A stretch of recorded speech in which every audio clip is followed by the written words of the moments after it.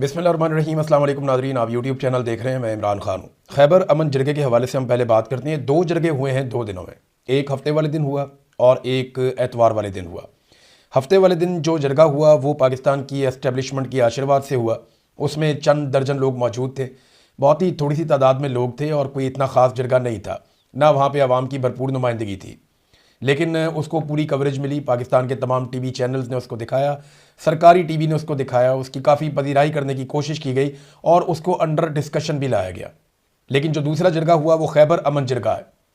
ये जो खैबर अमन जरगा हुआ अगले दिन, पहले वाला बाड़ा में था और एतवार को खैबर अमन जरगा, यहाँ पे हज़ारों लोगों ने शिरकत की है। यहाँ चंद दर्जन लोग नहीं थे, लेकिन इसकी ज़ीरो कवरेज है। इसे किसी पाकिस्तान के टीवी चैनल ने नहीं दिखाया, इसकी खबर नहीं चलाई गई, इसको अखबारों के अंदर भी गालिबन अब नहीं छापा जाएगा। आज जब आप ये वीलॉग सुन रहे हैं तो शायद कहीं पे कोई थोड़ी बहुत जगह मिल जाए, लेकिन जो जरगा एस्टेब्लिशमेंट ने करवाया, जिसको अफरीदी साहब ने कहा जी कि ये अस्करी जरगा है, तो उसकी तो कवरेज हुई। लेकिन जो जरगा वहाँ पे मकामी लोगों ने किया और अमायदीन ने किया और खैबर पख्तूनख्वा के वज़ीर आला उसमें गए, उसकी कवरेज नहीं हुई, किसी ने दिखाया भी नहीं उसे। लेकिन यही अवाम का हकीकी जरगा है, क्योंकि ये किसी की ख्वाहिश के ऊपर नहीं बना, ये किसी के कहने के ऊपर नहीं बना, इसे कोई सरकारी आशीर्वाद हासिल नहीं है। ये आम कबायली हैं जो इकट्ठे हो गए और उन्होंने इकट्ठे होकर फैसला किया। जरगे ने 3 अहम फैसले किए हैं। ये तीनों फैसले मैं आपके सामने रख देता हूँ। नंबर 1, हमें जबरी तौर पर अपने घरों से बेदखल किया गया, एक तो ये उन्होंने क्लियर कर दिया। लिहाजा वफाकी हुकूमत और जिसने हमारी कुर्बानी को मजाक बनाया है वो माफ़ी मांग कर अपने अल्फाज वापस लें। पहला तो उनका तकादा है कि ज़बरदस्ती निकाला है, माफ़ी मांगो जिसने मजाक उड़ाया। दूसरा मुतालबा, जो दूसरा फैसला वो ये है कि बार बार अपने घरों से बेदखली बंद कमरों के फैसलों का नतीजा है। इस दफ़ा हमारा रुख पुरअमन तौर पर इस्लामाबाद की तरफ होगा। अब हम रियासत पर काबिज लोगों से अमन से जीने का हक मांगेंगे। ये जो उनके साथ किया जा रहा है ना, खैबर पख्तूनख्वा के लोगों के साथ, इन्हें बार बार इनके इलाकों से निकाल देते हैं और निकाल के किसी भी एरिया में बिठा देते हैं। इनको पाकिस्तान के अंदर ही IDPs बना दिया जाता है, हिजरत करके एक जगह से दूसरी जगह। फिर जब ये वापस जाते हैं तो ना इनके बाजार, ना इनके घर, ना इनकी जायदाद, ना इनका कारोबार, कुछ भी इन्हें पहले जैसा नहीं मिलता, बल्कि बहुत सारी जगहों पे कब्जे हो जाते हैं और अजीब माहौल बन जाता है। चीज़ें तबाह बर्बाद हो जाती हैं, जो सामान छोड़ कर आते हैं उन पर डकैतियाँ पड़ जाती हैं, तो बाकी बचता ही कुछ नहीं है। तो अब वो ये कह रहे हैं कि हमारे साथ अब अगर ये किया जाएगा तो हम अपने घरों से निकल कर फिर इस्लामाबाद आएंगे और पुरअमन तरीके से आएंगे और हमारा रुख इस्लामाबाद की तरफ आएगा और हम रियासत पर काबिज लोगों से, यानी रियासत के ऊपर जिन लोगों का कब्जा है, उनसे अमन से जीने का हक मांगेंगे। तीसरा फैसला इन्होंने ये किया कि पहले मरले में खैबर अमन जरगे के तमाम फैसले जो हैं वो तमाम कबायली इजला में जरगों के सामने रखे जाएंगे। जितने भी कबायली इलाके हैं वहाँ पे जरगे होंगे, उनके सामने ये सारे, जैसे बाजोड़ में जरगा होगा और बहुत सारी एरियाज हैं वहाँ पे जरगा होगा, तो ये सारे वज़ीरिस्तान में हर तरफ वो जरगा होंगे और हर जरगे के अंदर ये सारे फैसले रखे जाएंगे जो फैसले किए गए हैं और उनसे भी मशवरा लिया जाएगा। फिर पूरे खैबर पख्तूनख्वा के पख्तून का कौमी जरगा बुलाया जाएगा, जिसमें आखिरी फैसला होगा कि पख्तून कौम अब मज़ीद बंद कमरों के फैसले कबूल नहीं करेगी और रियासत पाकिस्तान पर काबिज माइंड सेट को इससे आगाह करेगी। ये जनाब सवेल अफरीदी साहब ने बताया और ये 3 फैसले वहाँ पे हो गए। नंबर 1, जिन्होंने मजाक उड़ाया वो माफ़ी मांगे।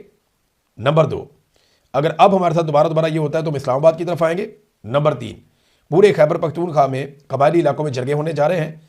फिर एक कौमी जरगा होगा बहुत बड़ा, जिसमें यह फैसला कर लिया जाएगा कि आइंदा बंद कमरों का कोई फैसला तस्लीम नहीं किया जाएगा। देखिए, अगर ये सारे कबायली इलाके इस बात का फैसला कर देते हैं ना कि कभी भी किसी भी एक कबायली इलाके में मकामी लोगों की मर्जी के खिलाफ ज़बरदस्ती ऑपरेशन होता है या उनको दहशतगर्दी में झोंका जाता है या कोई ऐसी लड़ाई शुरू की जाती है जो लोगों को लगे कि उनके मफाद के खिलाफ है, तो सारे कबायली मिलकर उसका रद्दअमल देंगे और इस्लामाबाद की तरफ जाएंगे। मुझे तो जो कहानी लग रही है वो इस तरफ जाती हुई लग रही है। बहरहाल आने वाले दिनों में आपको पता चल जाएगा। इसी जरगे में कुछ चीज़ें और भी हैं, कुछ मैंने पिछले वीलॉग में रिपोर्ट की थी जो रह गई हैं, वो ये मैं आपको बता रहा हूँ। उन्होंने कहा, एक तरफ ये सवेल अफरीदी ने कहा कि एक तरफ हम कुर्बानी दे रहे हैं, दूसरी तरफ झूठे प्रोपेगेंडे किए जा रहे हैं। ये हमारे साथ मजाक है और इस दफ़ा खैबर पख्तूनख्वा की आवाम अपने साथ मजाक नहीं होने देगी। इस दफ़ा आपकी हर पॉलिसी के खिलाफ हम खड़े होंगे और आपकी आंखों में आंखें डालकर हम आपको बताएंगे कि हम दहशतगर्दों के साथ नहीं, बल्कि आपकी पॉलिसियां दिन ब दिन दहशतगर्दी बढ़ा रही हैं और दहशतगर्द भी बढ़ा रही हैं। मेरे पाकिस्तानियों, चाहे आप मुल्क में हों या ओवरसीज़, इस वक्त कबायली अवाम शदीद मुश्किलात का शिकार है। उन्होंने एक अपील की है, आगे रमज़ान भी आ रहा है, वो ये कह रहे हैं कि सूबाई हुकूमत का हिस्सा बड़ा थोड़ा सा होता है और हमारे पास इतना पैसा नहीं है। वफाकी हुकूमत के हिस्से जो पैसा आता है वो अपना आइनी हिस्सा दे ही नहीं रहे। रमज़ान भी करीब, मुश्किलात में इजाफा हो रहा है। सुहेल अफरीदी का कबायली अवाम के लिए वज़ीर आला रिलीफ अकाउंट खोलने और टेलीथॉन के इनेकाद का ऐलान। देखिए, हम सबको इसमें अपना रोल प्ले करना चाहिए, अपनी जेब से हम जो भी दे पाएँ, ओवरसीज़ पाकिस्तानी जो कर पाएँ, जो मैं कर पाऊँ, जो आप कर पाएँ, हम सबको करना चाहिए। मैंने अपने साथियों के ज़रिए से वादी तीरा के मुतासरीन के लिए कुछ सामान भिजवाया भी। मैं चाहता हूँ कि आइंदा भी हम ये काम करें और मिलजुल कर इसके अंदर हिस्सा डालें। ये अच्छी बात है कि वज़ीर आला खैबर पख्तूनख्वा, जिनकी क्रेडिबिलिटी भी अच्छी है, वो एक टेलीथॉन करें और उसके ज़रिए से वादी तीरा या बाकी कबायली इलाकों के जो मुतासरीन हैं, जिन्हें बेघर किया गया, उनकी मदद की जा सके। रमज़ान मुबारक में अल्लाह रब्बुल इज़्ज़त आपको बहुत सारी इसमें बरकत अता फरमाएगा इंशाअल्लाह। सुहेल अफरीदी ने बताया कि वफाकी हुकूमत कैसे उनके पैसे रोक लेती है। उन्होंने कहा जी, IDPs के 52 अरब रुपए इन्होंने देने, वो नहीं दे रहे। 4758 अरब रुपए वाजिबुल अदा है, वो भी नहीं दे रहे। और ये उस मुल्क में हो रहा है जहां पे 5300 अरब रुपए की तो हालिया करप्शन पकड़ी गई थोड़ा अर्सा पहले। मुझे अपने सूबे और अवाम पर जो मसाइल हैं, अवाम के मसाइल, उस पर बातचीत के लिए वज़ीर आज़म शहबाज शरीफ की जानिब से कल मीटिंग की दावत दी गई है। यानी सुहेल अफरीदी को शहबाज शरीफ ने दावत दी है कि आकर मुलाकात करें आप मेरे साथ। तो इंशाअल्लाह मैं उनके सामने खैबर पख्तूनख्वा, अपने अवाम और आप सबके हकूक़ का मुकदमा वाज़े और दो टोक मौक़िफ़ के साथ पेश करूँगा। सुहेल अफरीदी ने कहा जी कि जरगे में मैं शहबाज शरीफ की दावत कबूल करता हूँ और मिलने उससे ले जाऊँगा मैं। अब शहबाज शरीफ से सुहेल अफरीदी की मुलाकात, वैसे ये तो ज़रूर पूछना चाहिए शहबाज शरीफ से कि जनाब, वो जो आपने पूछ के बताना था फिर की बनया। यानी शहबाज शरीफ से सुहेल अफरीदी ने यही कहा था ना कि मेरी इमरान खान से मुलाकात करवा दे पहली टेलीफोनिक कॉल पे। तो शहबाज शरीफ ने कहा था पूछ के बताता हूँ। अब 11 मरतबा सुहेल अफरीदी साहब गए और इमरान खान साहब से मुलाकात नहीं हुई। तो मेरे ख्याल में शहबाज शरीफ साहब ने एंगेज किया है सुहेल अफरीदी को और ये लोग इंतज़ार कर रहे हैं 8 फरवरी गुजरने का। उसके बाद शायद इमरान खान साहब की मुलाकात ये सुहेल अफरीदी से भी करवा दें। और अगर हो जाएगी मुलाकात तो फिर उसके बाद क्या होगा, रमज़ान आ जाएगा, ईद आ जाएगा, फिर तहरीक आ जाएगी, उसके बाद बजट आ जाएगा। तो पाकिस्तान में हर वक्त कुछ ना कुछ होता रहता है। इन्हें चीज़ें नॉर्मलाइज करनी पड़ेंगी, इंसान बनना पड़ेगा। ये जो टैक्टिसेस है ना, दबाने के, जबर के ज़रिए, फस्तायत के ज़रिए, मुलाकातें रोक कर, तशद्दुद के ज़रिए लोगों को परेशान करना, इमरान खान को कहते तन्हाई में डाल देना, इन चीज़ों से रियासत का कोई फ़ायदा नहीं होगा, उल्टा नुकसान होगा। शहबाज शरीफ ने और आसिफ मुनीर साहब ने मिलकर पाकिस्तान का जितना नुकसान कर दिया है, इसकी कोई तारीख में मिसाल ही नहीं है। हर चीज़ में पाकिस्तान को डाउन कर दिया। मईशत से लेकर दहशतगर्दी के मामला पे आ जाए, आप पाकिस्तान की मुआशरत के अंदर देख लें, ह्यूमन राइट्स के मामला देख लें, लोग गुर्बत की लकीर से नीचे कितने ज़्यादा चले गए ये देख लें, बेरोज़गारी कितनी ज़्यादा बढ़ गई, महंगाई कितनी बढ़ गई ये देख लें। पाकिस्तान तरक्की कर ही नहीं रहा, ग्रोथ बढ़ ही नहीं रही। पाकिस्तान का तजारती खसारा लगातार बढ़ता चला जा रहा है, हत्ता कि इस खित्ते के अंदर भी पाकिस्तान का तजारती खसारा बहुत ज़्यादा बढ़ गया है। बहरहाल ये वो चीज़ें थीं जो मैंने आपको रिपोर्ट की अमन जरगे के हवाले से। अब सुहेल अफरीदी साहब जाएंगे और जाकर वज़ीर आज़म पाकिस्तान शहबाज शरीफ साहब से मिलेंगे जो जाली फार्म 47 पे बैठे हुए हैं। अब आ जाए बलूचिस्तान वाली सिचुएशन पे नाज़रीन। सरफराज बुगटी साहब ने एक बयान देते हुए कहा कि BLA यानी बलोच लिबरेशन आर्मी जो है, इनके दहशतगर्दों की तादाद 5000 तक है। आज से चंद महीने पहले तक सरकारी आदादोशुमार के मुताबिक ये चंद 100 लोग थे। पहले ये कहा जाता था 400-500 लोग हैं, अब ये कहा जाता है कि ये 5000 लोग हैं। तो सवाल ये पैदा होता है कि इनकी तादाद में इतनी तेज़ी से इजाफा कैसे हुआ। ये बात जो है ना, वो सरकार के लिए बड़ी अलार्मिंग होनी चाहिए। उन्हें पता होना चाहिए कि दहशतगर्दों की तादाद इतनी तेज़ी से बढ़ कैसे रही है। फिर सरफराज बुगटी ने एक और बात की, उन्होंने कहा कि बलूचिस्तान आम पाकिस्तानियों के लिए फ़िलहाल ज़्यादा महफूज नहीं है, लेकिन जल्द हम दोबारा बलूचिस्तान में तमाम पाकिस्तानियों को महफूज माहौल फराहम करेंगे, जिसके लिए इकदाम किए जा रहे हैं। अब एक बात आप समझ लें कि बलूचिस्तान के तमाम ज़मीनी रास्ते बंद कर दिए गए, पंजाब के साथ बलूचिस्तान के रास्ते कट गए हैं और दीगर सूबों के साथ भी बलूचिस्तान की आमदोरफ्त तकरीबन मुअत्तल है। बलूचिस्तान में सड़कें अमली तौर पे बंद कर दी गई हैं, जो कोचेज़ की सर्विस जाती है बलूचिस्तान में वो भी बंद कर दी गई है, जो ट्रेन की सर्विस जाती है बलूचिस्तान में वो भी बंद कर दी गई है।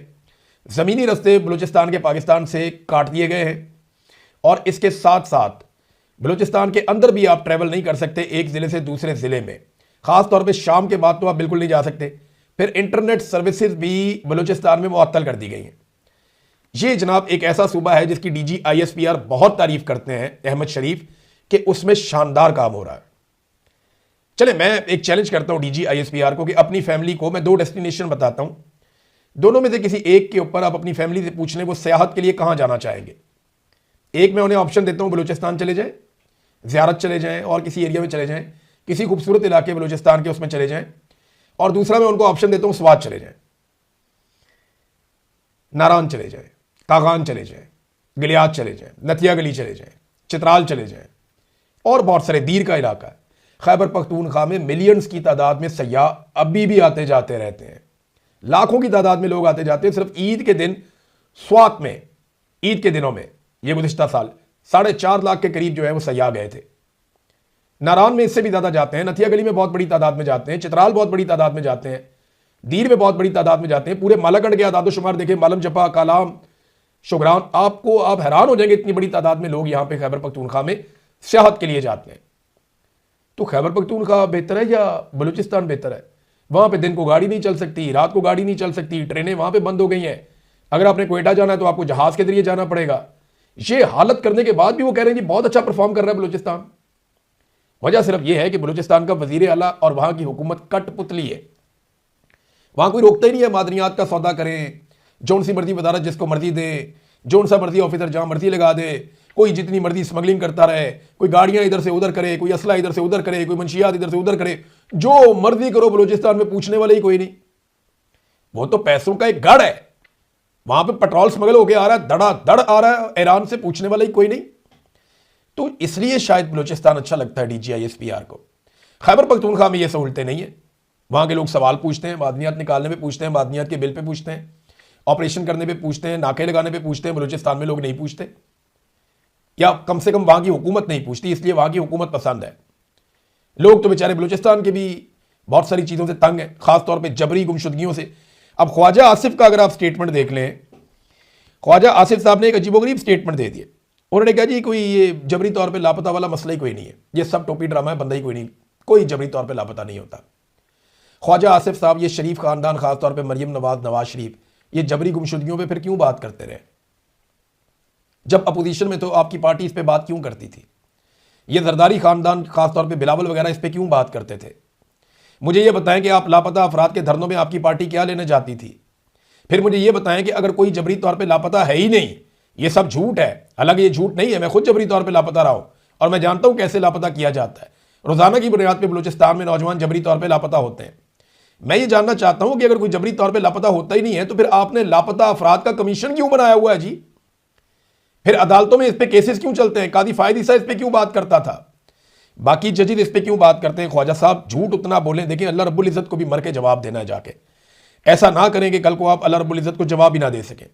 अब दफा 144 लगाई हुई है पूरे के पूरे बलूचिस्तान के अंदर, ये हालात इन्होंने कर दिया। और सरफराज बुगटी कहते हैं कि हम 1 सेकंड के लिए भी सरेंडर करने को तैयार नहीं है, 1000 साल तक ये जंग लड़ेंगे। क्यों भाई 1000 साल?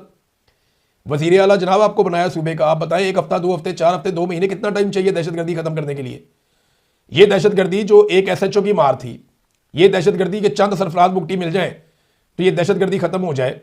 सवाल ये पैदा होता है कि ये दहशतगर्दी 1000 साल तक आप इससे लड़ने के लिए तैयार है, क्यों? क्या बलूचिस्तान के लोगों का अमन से जीने का हक नहीं है? क्या उन्हें उनके हकूक नहीं मिलने चाहिए? और मामला क्या है? देखें, ख्वाजा आसिफ भी ये कहते हैं, बाकी लोग भी अब ये कहना शुरू हो गए हैं और ये हटतरमी के साथ कहते हैं। बल्कि सरफराज बुगटी ने यह बात की, मुझे बड़ी तकलीफ हुई। उन्होंने कहा जी बलूचिस्तान का मसला सियासी नहीं है, इसका अस्करी हल है। यही बात जुल्फिकार अली भुट्टो यही बात करते थे, किसके बारे में? बांग्लादेश के बारे में। ये लोग कहते थे कि बांग्लादेश का कोई सियासी मसला नहीं है, वहां पे कोई और ही चीज चल रही है, उसका अस्करी हल है, फौजी हल है। वहां पे निकाल लिया फौजी हल, मुल्क ही तोड़ दिया पकड़ के। अब बलूचिस्तान में भी एग्जैक्टली वही बात कर रहे हैं। मैं नहीं कहता कि ये वही नतीजा निकलेगा। बांग्लादेश हमसे बहुत दूर था, बीच में पूरा एक मुल्क पड़ता था इंडिया। यहां हमारी सरहद एक साथ है, मिले हुए हैं। बलूचिस्तान 3 सूबों के साथ जुड़ा हुआ है, ऐसा नहीं है। लेकिन फिर भी यार, फॉर गॉड सेक, इसी तरह के घटिया स्टेटमेंट आपने उस दौर में भी दिए थे कि जनाब ये सियासी मसला नहीं है, ये अस्करी मसला है और इसका फौजी हल है। जनाब फौजी कोई हल नहीं होता। फौज को आप सिर्फ इस्तेमाल करते हैं चंद जगहों पे, चंद मौकों पे। आपने लोगों की महरूमियां दूर करनी होती हैं, लोगों को कौमी धारे में लाना होता है, लोगों की गलतफहमियां दूर करनी होती हैं और लोगों के शिकवे और शिकायतें दूर करने होते हैं, लोगों के दुखों का मदावा करना होता है। ये आपने करना होता है, जो आप करने के लिए ज़हनी तौर पे बिल्कुल तैयार नहीं है, क्योंकि लोगों को शऊर है ना। लोग ये कहते हैं जनाब हमारे मसाइल पे हमारा हक है, पहले हमारा चूल्हा जलेगा, फिर हमारी गैस जाएगी पंजाब में और सिंध में। लेकिन यहां क्या होता है कि लाहौर के डिफेंस में या इस्लामाबाद में बैठी हुई एक औरत एक इलेक्ट्रिक लाइटर को ऐसे जलाती है और उसके घर के चूल्हे में गैस आ जाती है, और जहां से ये गैस निकल रही है वहां डेरा बुगटी में वहां की औरतें लकड़ियां चुनने जाती हैं, बेचारी वापस आती हैं, उन्हीं लकड़ियों को फूकती रहती हैं और फूक फूक के लकड़ियों को वो आग लगाती है और उसके ऊपर वो अपने घर वालों के लिए खाना पकाती हैं। अंदाजा करें आप, ये कितनी बड़ी ज्यादती है, कितना बड़ा जुल्म है। फिर जब वो इस जुल्म के खिलाफ बोलते हैं, आप कहते हैं जी बागी हैं, गद्दार हैं, फिर जबरी तौर पर लापता हो जाते हैं ऐसे लोग। ये वो महरूमियां हैं, मैंने एक मिसाल दी है, इस तरह की दर्जनों और मिसालें।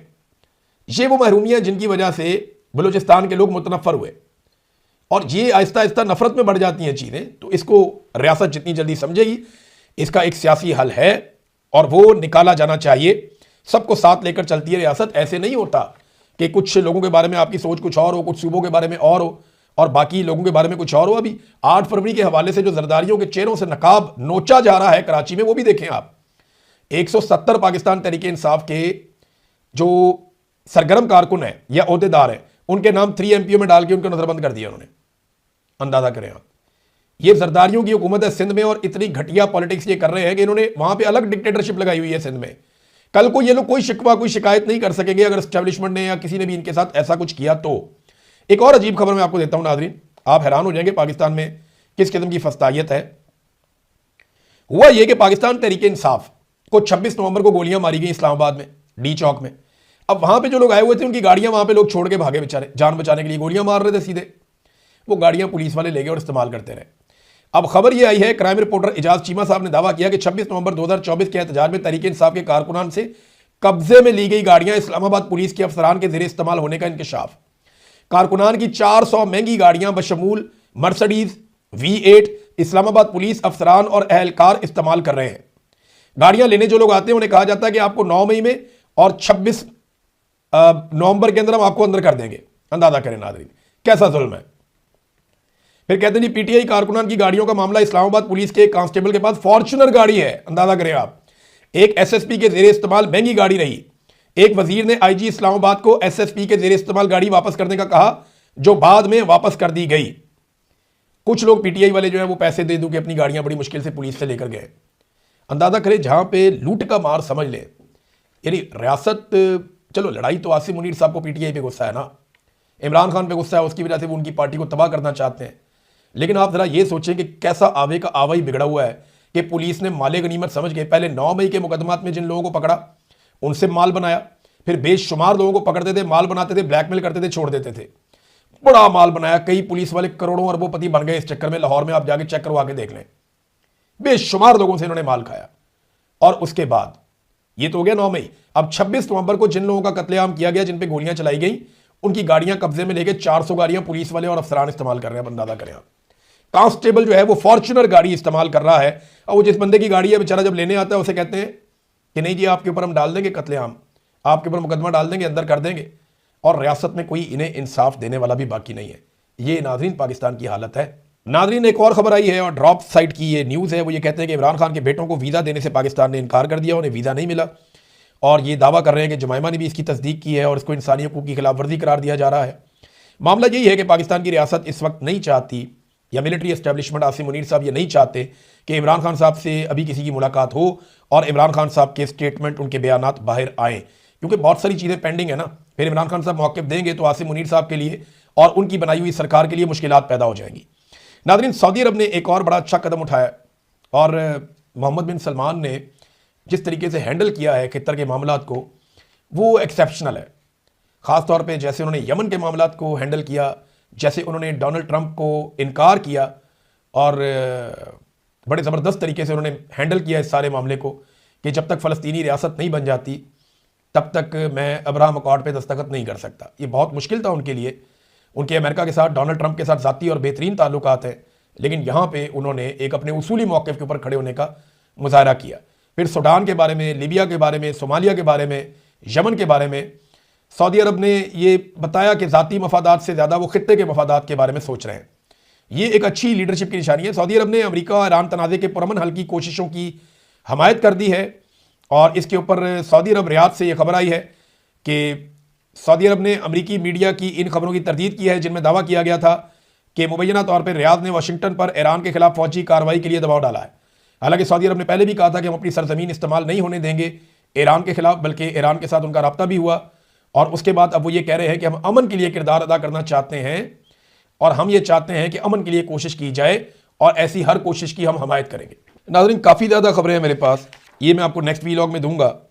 लेकिन पाकिस्तान ने बलूचिस्तान में जो भारत ने किया, उसके बाद भारत के साथ क्रिकेट मैच खेलने से इनकार कर दिया वर्ल्ड कप में। मैच खेल के उनको शिकस्त देते तो ज़्यादा बेहतर था। ये काम तो भारत किया करता था और पाकिस्तान ये कहता था कि आप खेलों को सियासत में ना लाएं और इख्तलाफात की नज़र ना करें, खेलों के मैदान को खेल का मैदान ही रहने दें, उसे जंग का मैदान ना बनाएं। ये पाकिस्तान का एक मौक़िफ़ हुआ करता था माजी में। लेकिन अब पाकिस्तान ने खुद इनकार किया कि वो भारत के साथ क्रिकेट नहीं खेलना चाहता। ख़ास तौर पे जो बलूचिस्तान में भारत ने हमला किया, तो क्या इतना काफ़ी है? अगर तो पाकिस्तान को पूरा यकीन है कि भारत ने पाकिस्तान के ऊपर हमला किया और इतना कत्लेआम किया है, तो फिर पाकिस्तान को जवाब देना चाहिए ना। ईंट का जवाब पत्थर से देना चाहिए। ये खेल के मैदान के अंदर तो कोई फ़र्क नहीं पड़ेगा। यहाँ पे तो वैसे नुकसान बहुत हो जाएगा, आईसीसी का बहुत नुकसान हो जाएगा, क्योंकि यही सबसे बड़ा मैच होता है पाकिस्तान का और भारत का। जब ये मैच नहीं होगा तो आप समझें वर्ल्ड कप एक तरफ और ये मैच एक तरफ। जब ये मैच नहीं है तो फिर कुछ भी नहीं है। अब तक के लिए इतनी, अपना ख्याल रखिएगा, अपने इस चैनल का भी। अल्लाह हाफ़िज़।